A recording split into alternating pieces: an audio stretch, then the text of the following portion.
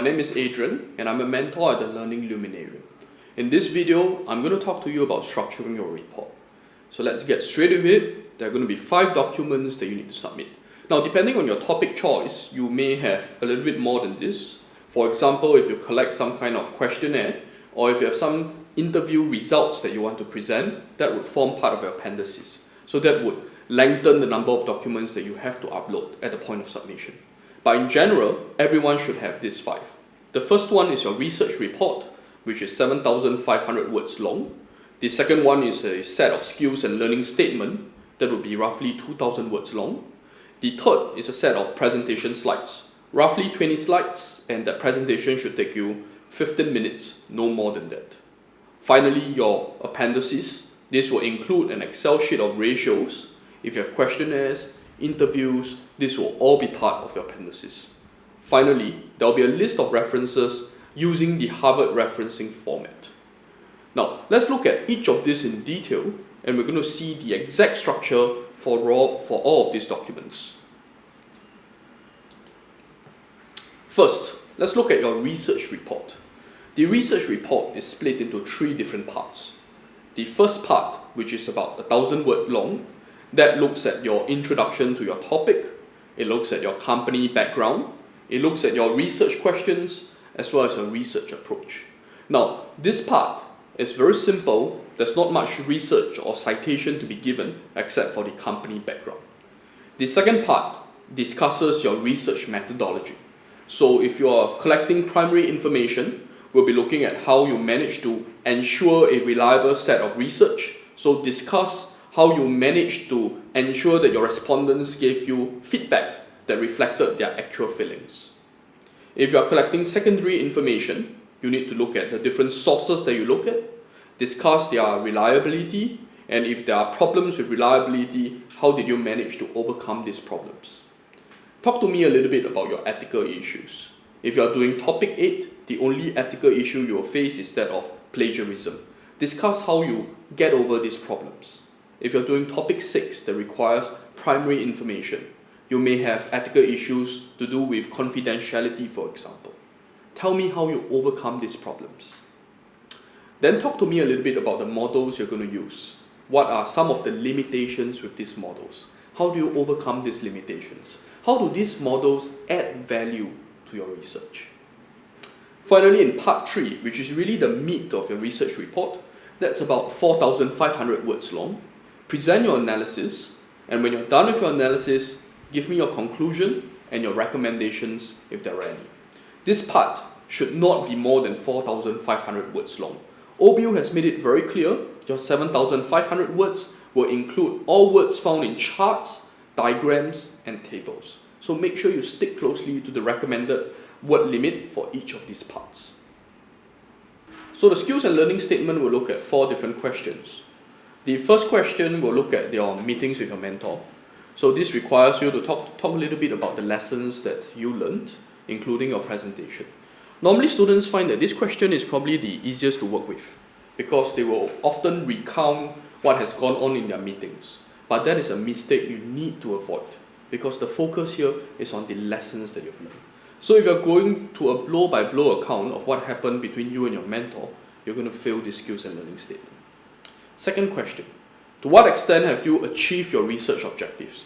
And most students find this challenging because again, they will just rehash what they have done and what they did in order to prove their research questions. Again, that's not what OBU is looking for.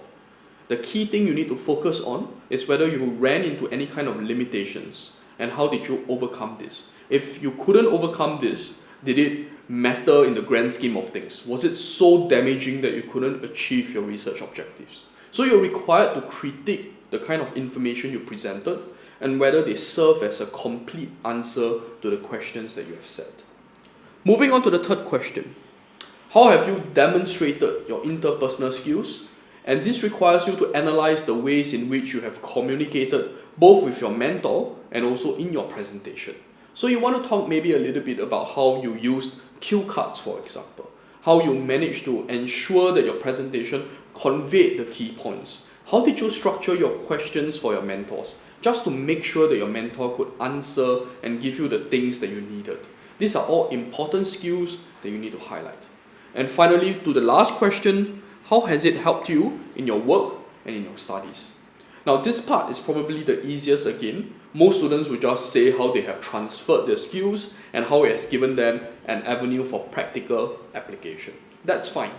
Just remember that as much as OBU doesn't require you to distribute your word count evenly across these 4 questions, you should ensure that every question has an in-depth answer and an in-depth level of self-reflection. So normally our recommendation to students is spend about 300 or 350 words minimum for every question. More importantly, this is a skills and learning statement. You need to focus on the lessons that you have learned in this mentorship. Let's move on to the next document that we need to submit. Let's talk about your presentation slides now. Your presentation slides should be delivered within 15 minutes. This means that OBU has often failed students that have sent them a set of slides which they feel cannot be delivered in 15 minutes. Therefore, our normal recommendation for this part, students take no more than 20 slides. And more importantly, your slides should only focus on your analysis derived from part 3. This means that things that you have gone through in parts 1 and 2, how you chose your company, what's the company background, these things should not be presented. In as far as you think that it will support your analysis from part 3, you can include them, but please do not make them the staple of your presentation. In your presentation, as part of good presentation techniques, keep to short phrases to illustrate your points. More importantly, for all that you're about to be presenting, do not read off your slides. Because if you're going to be presenting your research report in PowerPoint format, you will fail your presentation. That's not good presentation technique. Finally, for each part, make sure that you have an introductory slide just to set the minds of your audience such that they know what to expect.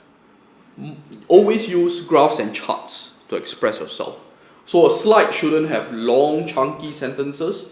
There should be short phrases accompanied by a picture or slide that exemplifies your point. That's good presentation technique. Let's look at your appendices. Now, in your appendices, this is an Excel sheet of ratios and calculations. And this should not be presented in your actual research report. So, in your report, I should not be seeing long formulas, I should not be seeing long list of numbers. All of these things should be in your Excel sheet itself. If you have any kind of interviews that were conducted, make sure that these interviews are in your appendices and not in your actual report. All your report should have are the relevant snippets that support your analysis. If you need to reference them, simply reference them as Appendix A, Appendix B, Interview 1, Excel Sheet 1. Right? These are all the names of your various appendix documents. Finally, if you're going to be extracting any kind of financial statements, they should be presented in your Excel sheet. So the relevant extracts often include your statement of financial position, your statement of comprehensive income, and in so far as you need it, your statement of cash flow. If you have any kind of internal documents that you rely on, but it is not publicly available, please put them in your appendix. Before you insert this in, make sure you have explicit consent from either your employer or from the publisher of that document. Your appendix needs to demonstrate IT capabilities. This is a critical skill in order to pass. Make sure that your Excel spreadsheet has use of Excel formulas. So basic things like equal sum, make sure you use these formulas just to show that you know how to use Microsoft Excel. That's very important. Let's look finally at your list of references. Now, this list of references can be generated either through Microsoft Word with its referencing system, or it can be used or generated from citation engines like Cite4Me that is available online. All of these things should have a list of these references saved on a different document, and that should be uploaded together with your other documents for submission.